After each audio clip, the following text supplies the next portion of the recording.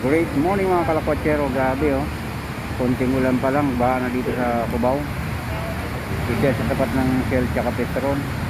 Tsaka ano, isang mga hypermart dito sa may Cubao. Grabe oh. Mga 10 minutes lang na malakas ang ulan. Ay grabe na oh. Nandun sila sa kabila, sa gilid. Dito, kasi dito medyo malalim. Ayan oh, grabe. Grabe talaga. Asa na yung flood control?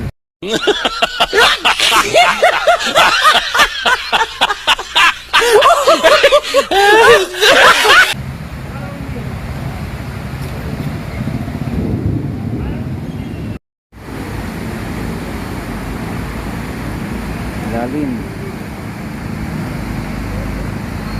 Mga motor sa sige.